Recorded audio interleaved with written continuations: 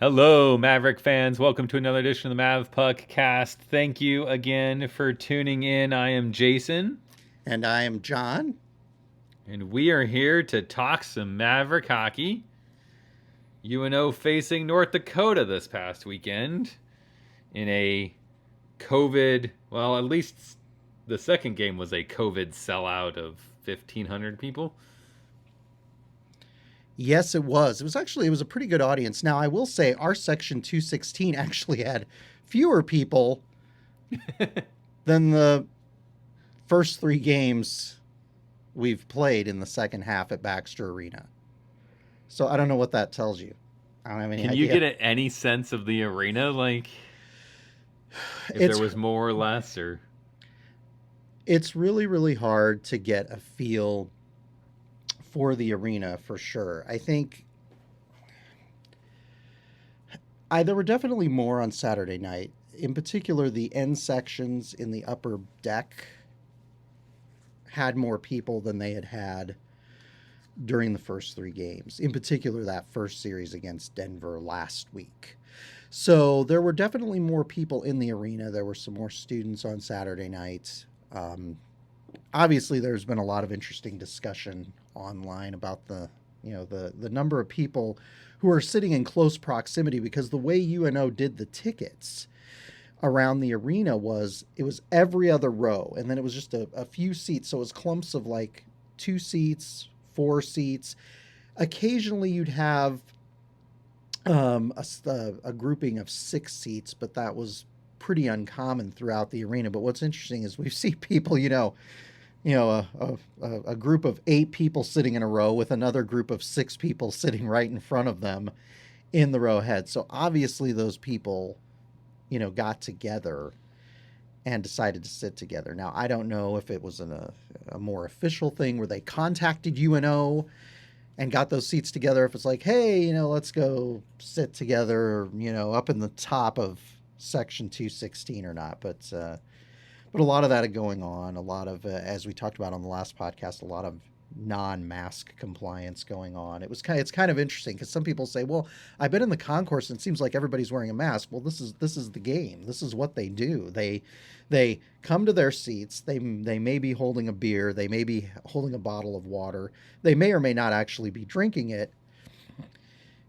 But the mask immediately comes off, and so they sit there for the duration. And then when they get up to go downstairs, they put the mask on. See, we all know how this works. They don't want the people, the staff members roaming the concourse to get mad at them. So they've got the whole thing worked out. Now, I don't have a problem if you're eating nachos or eating a thing of popcorn, or even taking a drink of your beer not wearing the mask. But the rest of the time, you should be wearing a mask. I mean, I I think that would be a good idea. I'm not, this isn't some big political statement for me at all. I just think, to make people feel comfortable and to make people feel like they want to continue to go and give UNO some money, it might be nice to see that happen. I think that's the key thing for us is just that are you comfortable with the risk? And we look at the other things that we're doing in our lives and the things that we've chosen not to do, what we're comfortable with, where we're comfortable with risk and where we're not.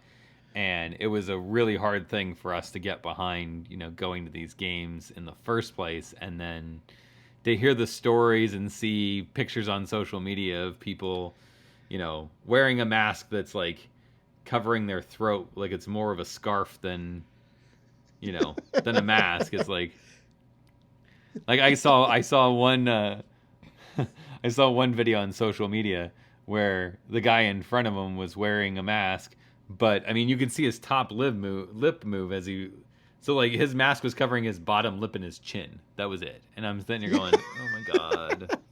Yeah, you do breathe in and out your nose. It's a really, really interesting thing. The other thing that's interesting, and I can't remember if we talked about this on the last podcast or not, is the composition of the crowd. Now, you would think if there's only 1,500 people there that these would be like diehard UNO hockey aficionados, right? People with home game streaks, right? Yeah. People with 483 home game attendance streaks, right? But it's Right. not. I honestly, a lot of the crowd, it and again, I don't know everybody who's in the arena, so I mean, maybe these are all season ticket holders, but a lot of the crowd just feels like, and there have been some people I've seen who I know for a fact are not season ticket holders. A portion of the crowd, I'm not going to say a lot, I'll just say a portion of the crowd feels like people who, they want to go out and do something, and everything's closed right now. There isn't a lot of entertainment to do, so they're like, oh, UNO's playing hockey, so let's go check that out.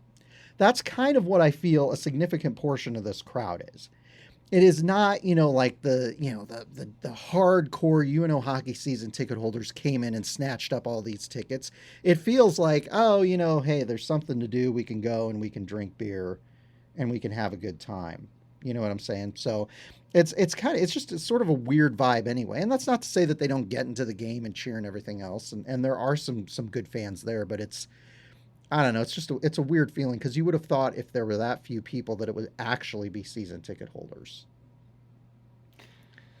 Yeah, I'd be a couple of things very interested in seeing. One is how much of the season ticket holder base is that 1,500, especially with North Dakota being in town.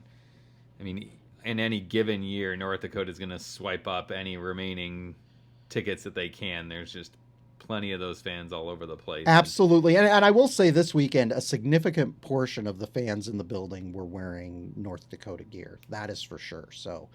So they accounted for a lot. And I don't know how many of those were local or in the area type fans, since they have a big national following in the world of college hockey, or how many people actually decided to drive down from North Dakota, because North Dakota is charging, I think I heard they're charging $69 for their single game tickets up at the Ralph in Grand Forks.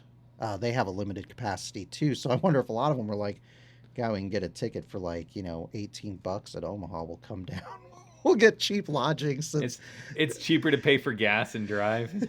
Yeah. I mean, it does make you wonder. So I don't know. It's just kind of an interesting vibe there. I will say this. It is fun to get to go watch the team play. And I try to limit my restroom visits to before the game when nobody's there. I basically just sit in my seat the whole time because I'm not really looking to go out and mingle and get snacks and all of that. So yeah, I certainly do miss seeing the action live, but I gotta watch on TV again, and that's a different perspective, so we get kind of different looks at it. It was interesting to see the conversation. I'm sure you picked up on that about the video. I don't want to say quality because that's really not what I'm going for, but lack of quality. Well, it's not a product thing per se. It's for those that watched on the Denver series on NCHC TV. Every time there was a scrum after the whistle or something that happened, like the minute the whistle blew, they went to showing whatever was on the Jumbotron with this crazy loud, commercial for some place that was poor audio quality that we kept having to turn the volume down on our TV because it's just way too loud. But then you'd have the broadcasters talking, Leahy and Barnes were talking, so you could hear them talk about this scuffle behind the net, or these two players chirping at each other and stuff, and I'm just like, but I want to see it. Like, I want to see the scrum. So then the Friday game versus North Dakota was on CBS Sports, and of course they don't cut away. Right. So we got to see all of that. So there were plenty of people on Twitter that were pointing out the fact that there was a difference between the two, and that they preferred the see stuff after. And so it was nice that Saturday night they had kind of made some changes. Omaha had stuck with the broadcast a little bit more, which was a pleasant change, I think, for a lot of fans. Yeah, that's good, because it seems like what they've been showing, and I don't, like I said, because I'm at the home games, I don't typically watch them. I usually just watch the highlights. It seems like what they're showing is what we see on the Jumbotron on the replay board at Baxter Arena. That's what they're feeding up to you guys at home. And so, yeah, that wouldn't be as good of an experience because obviously we don't really get to see replays all that often. And a lot of times they'll cut away if there's a little scrum behind the net or something after a particular play. So that's a little bit disappointing because that takes away from the flavor of the game. And it probably takes Jason completely out of the game. And I'm just going to mention this because I know that there are a lot of dog lovers out there. Jason has a new puppy. And he's going to tell us here on the podcast that they got it for their two lovely daughters. But I can tell based on the tweets and the pictures and the text that Jason is all about this dog. So we may have lost Jason for the rest of the season because he's got a cute puppy and he wants to enjoy the puppy, which is an Australian Shepherd. Yes. And it kind of looks like a Bernese mountain dog. Yeah. That's what I thought. So it's in its cute little fluffy face. So I know Jason's having a good time. So that's affecting it. The game's affecting it. I want to make a note though on how you mentioned how the ads were kind of loud on your end watching it on TV. I want to make this about Baxter Arena. I'm just going to tell you this. They crank the music so damn loud between plays. It is impossible for Bridget and I to talk to each other when we're wearing masks. They have got to crank it down. I'm sitting there yelling in a mask, trying to hear every once in a while, like my buddy Krutov, who drives the Mavboni, he's come up, he's talking to me. I make out maybe 40% of what he's saying to me. And I like Greg, he's a good friend, so I can kind of make out what he's telling me about, but it's like that might be affecting the whole mask thing in a way, although I think some of these people just don't want to wear them. But when you're trying to talk to somebody, it's just with the music does not need to be that loud when you have 1,500 people in an 8,000 seat arena. I have a friend that works in media for one of the NHL clubs, and he had said that there were some growing pains with the NHL coming back because their arena is a zero capacity with their city. They're not allowed to have fans at all. And he said that the complaints came from the media people that they couldn't hear, like, why were they blasting this stuff? Well, they weren't actually blasting it. Like, it's a set volume thing, but without fans in the stands, it sounds so much louder. So they've had to go in and figure out how to kind of turn the volume down, and I'm guessing UNO needs to do the same because they definitely need to do that. Because man, it's like I'll just be talking to Bridget, and it'll be just like I have to like get really close to her. I tell you, it's kind of annoying. I just want to be able to have a conversation.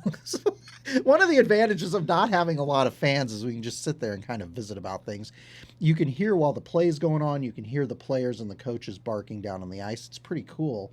But man, in between plays, I just if they can just crank it down a bit for the last 3 games we're going to have at Baxter, that would be fantastic. So that was my one thought on that. So lots of interesting thoughts. So to get to the actual game part of this, the actual games, Friday night, I thought was an incomplete effort by our Mavericks. The first 2 periods, I thought, you know what, we've got a chance here. And the third period, we were outclassed. Yeah, UNO was up to 2-1 early in the second period. In the second, yeah. Yeah, so it looked pretty good, and you're thinking, I'm feeling pretty confident. I'm feeling like this is going to go well for UNO, and then they just... Yeah, you had a good power play goal in the first by Chase Primo. And then Sundberg, continues to have a hot hand. He played really well in the pod. He's been productive since then, and he gets that goal a couple minutes into the second period. Yep, Nolan Krenzen gets the assist. He's been a really pleasant surprise this season, too. We haven't talked about him a lot. So, yeah, I mean, at that point, I'm feeling pretty good. I know that 2-1 isn't likely to hold at that point in the game, But I'm feeling like UNO is going toe to toe with them, and then I don't know what happened, but they just kind of fell apart after that, and they gave up 5 unanswered goals the rest of the way. The penalties this weekend in both games, really killed us. We have a crazy good penalty kill right now, but we're relying on it way too heavily. Oh, you're absolutely right. Yeah, we spent a lot of time in the box. There were just a lot of penalties in general called on Friday. There were also a lot of things that I saw that looked like interference, looked like tripping that didn't get called on Friday night. Total mess. Total mess for UNO, and they've got to be careful about that. And if you look at UNO in particular in the second and third periods, they spent a lot of time in the box. Yeah, 36 minutes on Friday night out of a 60-minute game. That's a lot of penalty time. 10 penalties. And a lot of, yeah. That's rough. Yeah, it really is, and it's never going to be easy when you're playing North Dakota for sure, and a team with that kind of firepower and that kind of talent, that kind of veteran experience. You've got to be careful about giving them the man advantage for sure. I will say though that if you look at it, I mean, UNO had a streak going into that game of 40 some odd, penalties killed. Our PK unit has done really well this season, so it was kind of fun to enjoy that streak. And ultimately, we didn't give up a power play goal on Friday night, which is didn't on Friday, but the streak ended on Saturday. It ended at 50, which is a shame because amazing. Yeah. When you look at the two games, you're thinking Friday should have been the game that they gave up a power play goal, but they didn't do it. So Saturday was really the one going. Ultimately, we ended up losing 6-2 on Friday, which was a pretty inauspicious start to the series for sure. It was kind of a crazy last two. UNO pulls their goaltender, trying to get back in it, down 4-2. You got a chance. 2 minutes left. With the talent that we have, you think, well, maybe we can do this. And empty net goes in, so it's 5-2. And then the face-off after that empty net goal, Seville's back in net, and I know Phil comes in and just snipes it over his shoulder, and it's like, well, we're not pulling him again then. Yeah, it was honestly, it was within reach up until that last little flurry there, and it was it was too bad. I know he gets that right off the face off. I know. I think the fourth goal, mishmash scoring early in the third, that's kind of what. Yep. You knew that it was going to be an uphill sled. You knew that North Dakota was not the team that's going to just give up a 3-goal lead on a regular basis or anything. So it was going to take a Herculean effort to make that happen. I mean, I certainly think it was possible. It's kind of one of those, like, you knew you were looking at the bottom of a very steep hill to climb. So absolutely. The empty net, and you knew what was done really after the empty net, but it's a shame to let in that one more for Seville after a really good game from him. Now, speaking of Seville, you and I have been really impressed with him during the second half of this season, and we both figured he would start both games against North Dakota. Did you think after that loss that they might mix it up, as coaches are wont to do, and put in Austin Roden to kind of change the dynamic on Saturday night? I would not have been surprised if he did that, but I did not expect it. Yeah. Because, I mean, it's one thing to pull him when the game before, he made bad reads or he had trouble seeing something and say, maybe this other guy's got the beat on it. I know some people have said that you can put a goal, their strategy at least is to put a goalie in to change kind of where the teams play. Some goalies just are better coming off the post and out. Others are better, straight away. And so if you've got a team that's, in a game plan that's taking a lot of perimeter shots, then maybe you do switch your goaltender to the one who's better at that. There's some serious gamemanship that comes into that, but I don't see it with ours. Like Rodin's pretty solid, Seville's pretty solid. I don't see them playing drastically different styles or having like, a a talent of Rodin isn't really a fault of Seville where, I don't think you're really gonna accomplish something like that. I think it's just what's the message you're wanting to send, and I still think they send the message that Seville's number one. Yeah, for sure. And I really can't fault them. I mean, those goals and stuff, like, really none of them were really his fault. I mean, there are always saves that you wish he'd make, but I didn't see anything that I would have said was just a terrible read for him. I think he got a little lost in his positioning on Caulfield's goal at the very, very end. But at that point in time, the game's put away anyway. That was at a point, you're emotionally and mentally, you're just kind of out of the game at that point. You're not going to win. Yeah. And yeah, exactly. So going into Saturday night, we have hopes of salvaging the split in the series. We lick our wounds and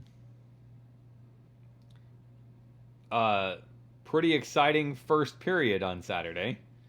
Yeah, it was a very exciting first period.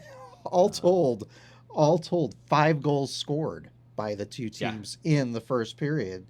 And only one in the first half of the first period. 4 of those goals come after the 12-minute mark. Yeah, it was crazy, wasn't it? At first, the first few minutes, I thought maybe this is going to be one of these close, tight, like 1-0, 2-1 type of games, but that ultimately was not the case. It's the last half of that first period, like you mentioned. It was just kind of gangbusters there. We end up getting 2 power play goals in the first period. Yeah, and we jump out to the 2-goal lead, which that's the point that I thought, okay, now the guys are rolling. This is going to, this is going to be good. And then we got into some of that power play trouble, and I remember thinking, like, I need to text John and say, like, we can't win this if we don't stay out of the box. And I think Bridget beat me to it, but you definitely got the feeling. I just got the feeling like this is it. The streak's ending. We can't, this is just too good of a team to risk it. And of course, then in the first period, Shane Pinto gets a power play goal for North Dakota and ends Omaha's streak. It was so disappointing because we had had a good PK earlier in the period. I know it was disappointing because you consider, like we talked about, all of the power play opportunities for North Dakota on Friday night, including a 5-on-3 opportunity, which you would have thought that would have been, and then it just we give it up. So I guess it had to come to an end, but it's that I got to tell you that's been one of the keys to success for UNO this season has been their play on special teams. So I was very, very excited about that. So 50 was a good, nice round number for it to end on. If it was going to end, it would be on. One of my friends and I were arguing over, well, not really arguing, but I mean, he made the comment to me. He's like, God, I can't believe, the streak ended, that North Dakota was the team that ended the streak. And I thought about it and I'm like, you know what? That's a good question. I don't know if part of me goes, okay, North Dakota, rivals, we play them so many times. If you were going to put money on a team ending our streak, that's the team I would have put money on ending our streak. Yeah. They're a good team. They've got a ton of assets offensively and defensively and, a solid power play. So you just kind of knew that they got a shot at it. And I'm like, I kind of would rather have... Yeah, a team with a deep roster. If I'm going to lose a playoff game type of thing, I'd rather lose to the team that wins the Stanley Cup than to lose the team that gets knocked out in the next round, getting swept by the team that gets swept after that and, be like this. Absolutely. Like if Tara College or Miami or something. Yeah, exactly. I'm thinking if Miami had done it, and it'd be like, and some guy who gets his first goal of his career or something for Miami, that would be worse. Right. To be like, oh, but this, you're like a team with that kind of firepower and that kind of depth. You're like, yeah, it makes sense. It makes sense against in his North first Dakota. Collegiate game. He gets his first collegiate goal, and we win 6-1, and the only goal they score is this power play goal, Yeah, and they threw them in at the end exactly. of the game. And That would be. yeah, I'm with you. That would be a big downer. But against this I team, think I would have had a harder time with that one. So. yeah, I completely agree with that. So yeah, no. So yeah, 2-goal lead. Then we let North Dakota come back. North Dakota gets that power play goal to break the streak, and then not too long, a couple minutes after that, is Jasper when Weatherby gets the equalizer. Weatherby, yeah. Yeah, which was too bad. Were you thinking we were going into the locker room tied at 2 at that point? And we got what, like I two don't and a know. half minutes left. I was a little worried. I'm always really worried about giving up a goal in the last 2 minutes of a period, which just it kills your momentum going into the second period when that happens. So I was actually a little bit worried about going down 3-2. But Johnny Tyconic, the North Dakota transfer, ends up putting us up on a power play 3-2 at that point with Like 10 with seconds scant time left in that first period. So that was key. That was big to get that goal. I think it's a much different dynamic going into the second if it's tied 2-2. And then at the 20-minute mark, so I mean, it must have happened before the horn sounds, and they just, because then it's going to get marked at when the clock stops. But Grant Mismatch takes a goaltender interference penalty, and that was one that I didn't see. I think they cut away too quickly is why we didn't see a replay of it, and it was kind of somewhat behind the play or something, because I don't remember that goaltender interference call at the end of the first. Do you? Yeah, I was looking at Twitter. I wasn't paying attention, but there was kind of a little kerfuffle that happened that involved, I think, Jimmy Glenn, and it might have been Mismatch. And I think it might have been in response to that, if I recall correctly. So we wondered what Jimmy Glenn was upset about at that point. We weren't sure, and that apparently was it. So he had an edge that night, I thought. Just something under his skin, but yep, that fire was kind of nice. So yeah, second it really period was, the announcers had said, I don't remember if it was Leahy or not, but one of them had said, how the second period was kind of one of those classic old school hockey, lots of tightness, not a lot of great opportunities. Each team gets a power play opportunity. Neither team can come through. There's no scoring. It's just kind of that, almost like the teams had figured each other out, and I was kind of starting to think like this was going to be the third too. Like, this is the way this game's going to go. It's going to be, a fluky goal at the end or something that either gets tied or North Dakota pulls their goaltender and we get a 2-goal lead. And at that point in time, I was thinking, we might win this 4-2 that way. But third period comes in, and Taylor Ward with a really nice pickup. Yeah, that was us up too. Yeah, that was a terrific goal that he had. Gets the assist from Weiss and Primo, and that was like I said, a great goal against his father's former alma mater in North Dakota. Great time for him to get that goal, and 4-2 at that point, you're feeling a lot better. Obviously, there's a lot of time left in the period, but that 2-goal lead, which I know some have referred to as the most dangerous lead in college hockey, I'll take the 2-goal lead over the 1-goal lead, especially as we talked about against a team with the firepower and the depth of a North Dakota. I'm feeling good at that point. Anything can happen, but I'm hopeful. I was very hopeful at that point in time. A few minutes later, that went pretty far away because it did, didn't it? Started yep. taking it to us, and they get a goal, and I'm thinking, oh no, here we go. Don't let this slip away. Yeah, it's kind of like in professional cycling when you have one of the cyclists will kind of break ahead of the pack, and then slowly as the course starts to dwindle and they get close to the finish line, they start to get kind of reeled in, and that's kind of what I was worried was going to happen to UNO, that they were going to get reeled in the last half of the third period, and that North Dakota was going to come back and tie the game, and thankfully that didn't happen. Thankfully, Weatherby takes another goaltender interference call. And pretty quick into that one, Conley from Scanlon Yep. and Primo.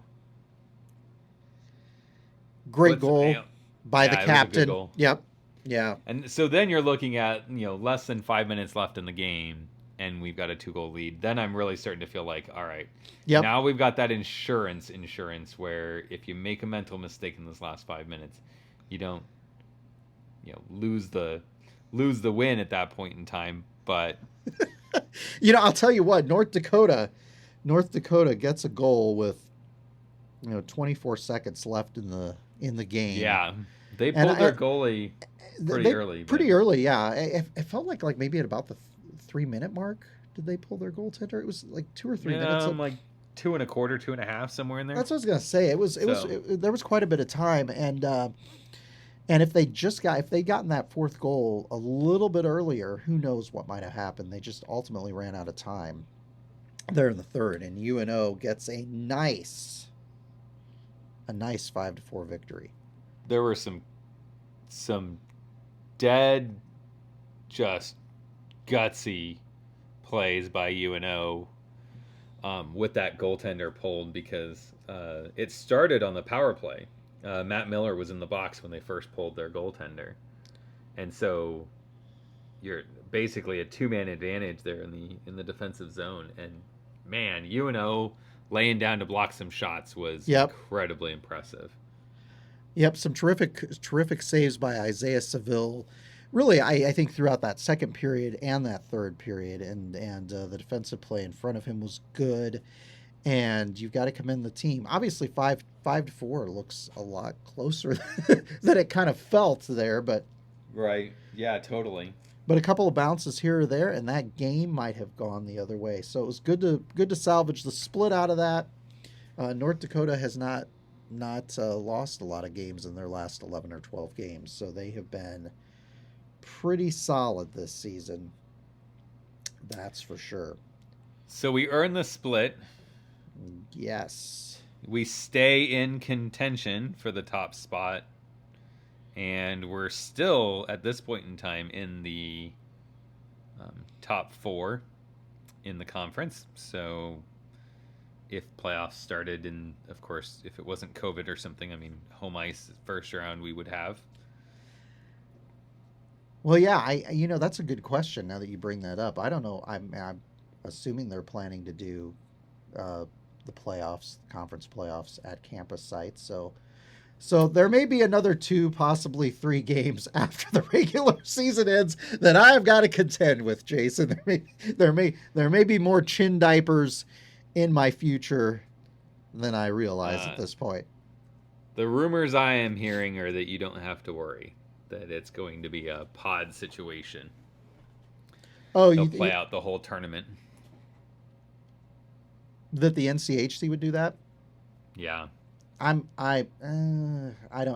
can see that. I've heard that with the NCAA tournament, that they might have the regionals and the Frozen Four all in one location, and that all of the teams would come, and then one weekend they would play the regional games, and then the following weekend they would play the Frozen Four. I'll be interested to see if the conference wants to go to that expense or not. I do think it's possible that the Frozen Face-Off games will be all in one location somewhere with no fans, but I do wonder if those first-round games will still be on campus sites. My prediction is they'll still do campus sites for those games. I think a lot of that depends on what community spread is, because what we're learning, we've talked about this before, what we're learning is that it is near impossible to prevent spread and the postponement or rescheduling of games. And when you're dealing with I can do that in, a season that's lasting 3 months, right? I can say, oh, okay, so Colorado College has COVID this week, so, instead of UNO going to play Colorado College or Colorado College playing UNO, UNO is going to go to play Denver, and instead of Denver coming to UNO, we're going to just, basically switch a UNO and a Colorado College game. I think they have that capability when you have that kind of time.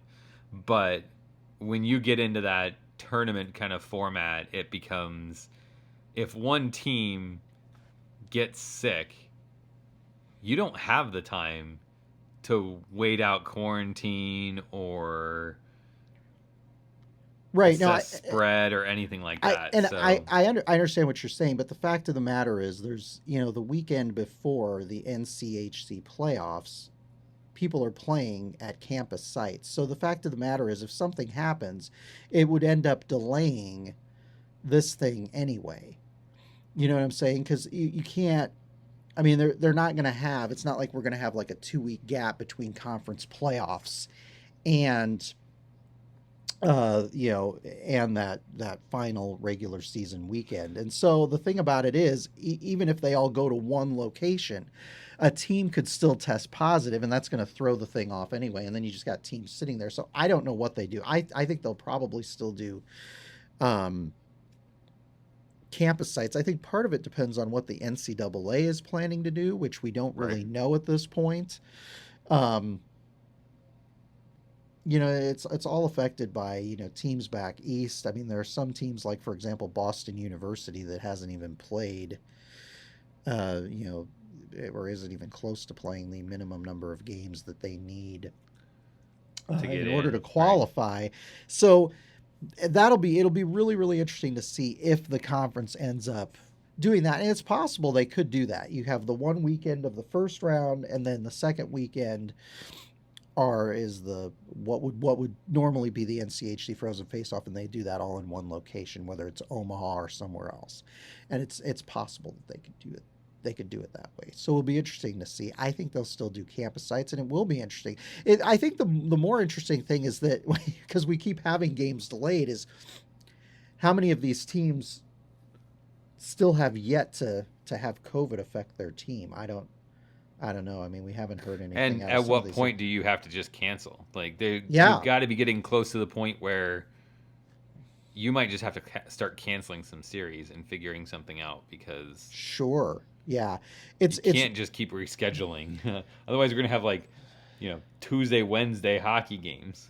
Yeah, it's a real challenge, and obviously a lot of the issues that we saw, right around the first of the year, because obviously this North Dakota series that we've been talking about was supposed to have been played on December 31st and January 1st, but it was postponed because of COVID. Obviously, a lot of them, it was people getting together around the holidays that caused the spread for these players to happen.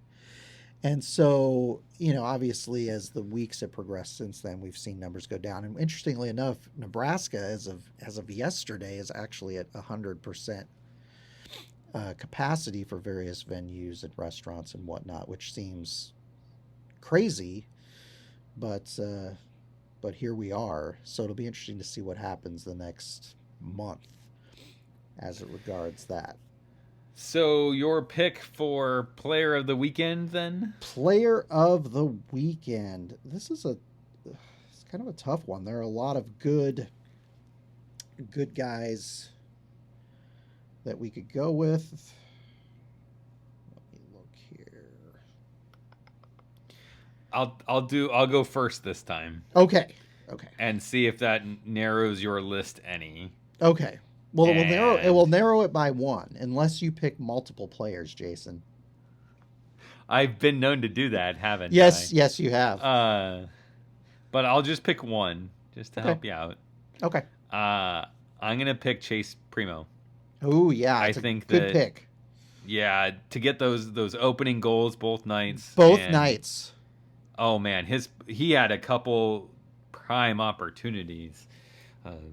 Beyond that, so this could have been more from him on the weekend, but I really liked his play, and have for a while. We've all appreciated what he brings to this team, but it was nice to see it contribute on the score sheets, and he's the guy I wanted to kind of give a shout out, because I really appreciated his work and stuff. Yeah, he's been a terrific talent for UNO this season, and you're absolutely right. Getting that first goal in both of those games, really important for UNO, and great job by Chase Primo. Absolutely. Well, I had 3 others on my list. I had narrowed it down to 4. So now I want to know if yours is on my list. You could go with Taylor Ward. You could go with Kevin Conley, but I'm going to do the unusual pick this time since Jason does. I'm going to go with a defenseman, and the defenseman I'm going to go with is Brandon Scanlon. Just a great presence out there on the ice. I like to see his work on the power play unit. Ultimately, you're not gonna notice it with any flashy numbers or anything like that. Although he did have 2 assists on goals on Friday night, and I don't know. I just or excuse me, Saturday night, he had the 2 assists, and I'm gonna go with Scanny on the game. He did have a couple of penalties on Saturday night I wasn't thrilled about, but ultimately he's been one of my favorite players, one of my consistent players, and I think he's a key part of that defensive unit that's had so much success this season. And you look at an addition like Johnny Taconic on the blue line with him, and I really enjoyed watching some of his highlight clips when he was with the Brooks Bandits in the Alberta Junior League before he came to UNO, and so he is going to be my player of the weekend.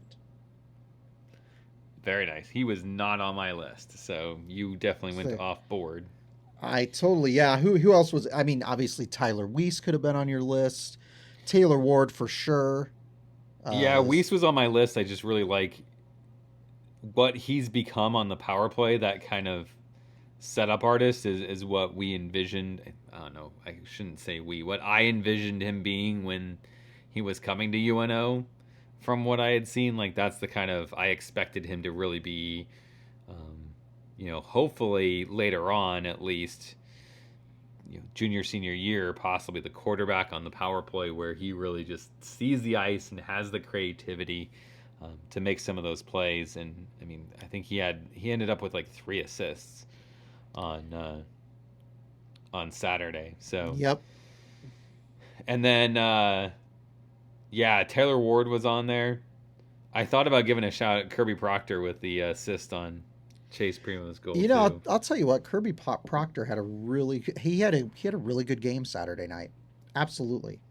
Yeah, we don't always talk about those defensemen. Like we said, it's always easy to focus on a forward or a goaltender, somebody who you really notice during the game. But obviously, UNO's defensive play has been the key to their success this season, and they've brought in some really good blue liners on this team, and Kirby Proctor certainly is one of the real talents that we have on the team this season.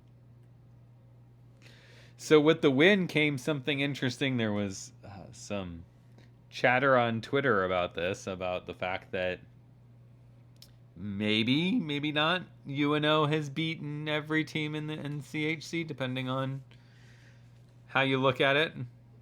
Well, I'll tell you how I look at it, since we get dinged on this stuff all the time. I'm going to be a stickler for, official stuff. And yes, we've almost gotten a win against every team in the conference this season, except for Minnesota Duluth, who we, in our first game of the season in the pod back on December 1st, we lost 5-3. And then we played them again on December 16th. And the game went down in the NCAA record books as a 2-2 tie. Now, we did beat them in a shootout, but that only counts for the extra point in the conference. So I'm just gonna be strict about it and say no, we didn't officially get. Now we have a chance against Duluth in the postseason potentially, possibly.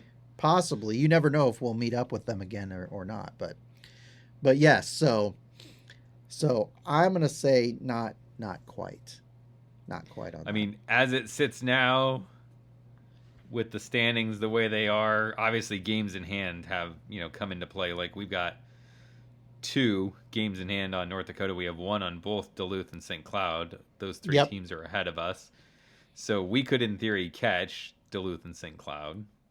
Yep. And force kind of looking into a tiebreaker.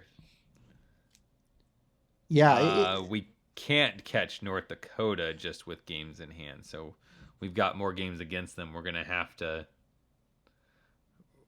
come out on top on more of those. We can't just keep splitting if we want to get all the way to the top spot. But we have 4 more games left against North Dakota this season.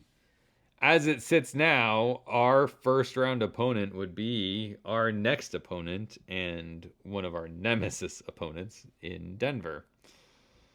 Yeah, and originally we weren't supposed to be playing Denver on February 5th and 6th. That was supposed to be a series against Colorado College, but they have another COVID scare. Round two. So they rearranged it. So rather than playing at Denver on the 12th and 13th, we're playing Denver at Denver on the 5th and the 6th. And that's a pretty kind of close turnaround to be playing them again. I don't know. I don't know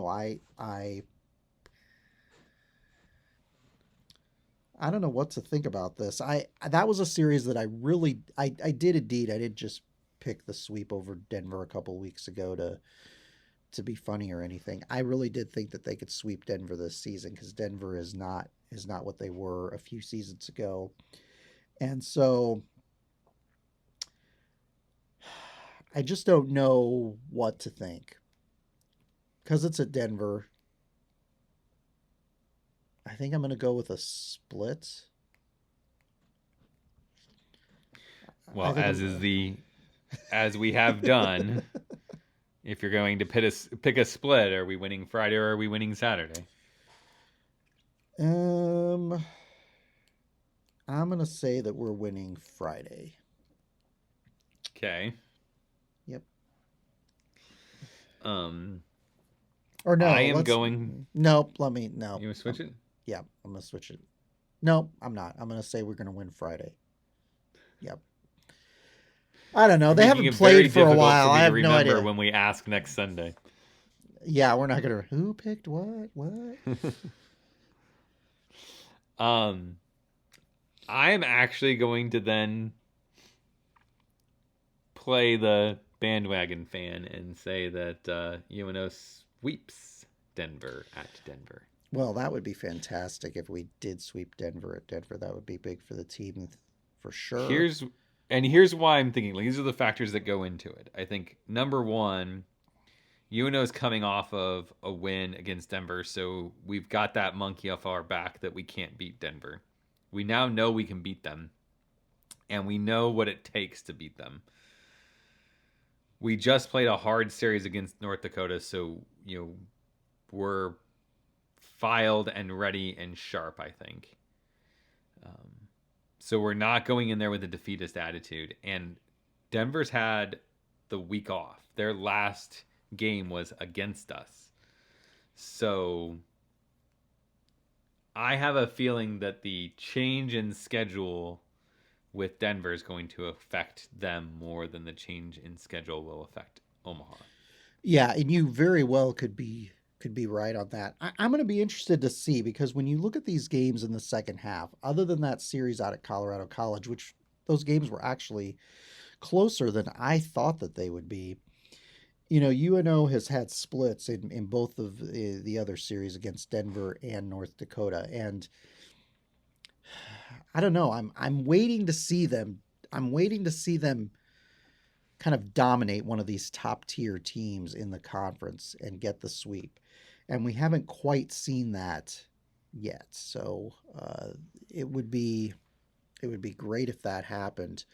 But that's why I'm going with the split this week, because we haven't quite seen it yet out of the team in the second half. And I really thought we could sweep North Dakota at home, or excuse me, Denver at home. And I honestly thought we had a chance against North Dakota too. The guys have to be feeling like we've got a shot against every team in this conference. Yeah, there's no question about it. It comes down to execution. Coach talks about that in some of the press stuff that I've seen about it's not, our losses are not talent problems. They're not system problems. They're attitude, execution. At certain points in the game, a lot of times too, it's not even a whole game thing for them. It's just, you get into this like mental lapse, you start reaching and clutching, and you're taking penalties left and right, and that didn't hurt us earlier in the season. I think it's going to hurt us now, and so hopefully they clean that up some. But we'll see. It will be it'll be fun to watch Omaha heading to Denver to play DU to see if they can find a way. With 8 o'clock starts, I think both nights right now here in Omaha. Yeah, and it looks like the Saturday game is on CBS Sports Network, which I'm thrilled by. No, I'm not thrilled by that because CBS Sports is not my favorite. I know as you complimented their coverage, and obviously they've got a professional broadcast crew and whatnot, putting together those games. But it's just that's a tough one for fans to have to deal with, and I still find it just incredibly irritating that we pay for NCHC TV, but some of the games are not included because of the CBS Sports thing. And it's like, can you just find a way to make those games available to NCHC TV subscribers? Because the only way to get those CBS Sports games, if you don't have it in a cable package, which is not part of the standard cable package that most people get here in Omaha, you have to subscribe to one of the kind of online streaming bundles, which, yes, you do get free trials, but it's just kind of a pain to have to sign up for that and then unsubscribe to see, one game, maybe two games in a season. So, and if you're outside of your 7-day trial, you got to pay, 70 some bucks for some of these things. So, yeah. So we'll see in a week where we stand, if they even happen. There's always that COVID cancellation option out there. A lot can happen in 6 days for sure. You just don't, as we've learned this season, you just don't know.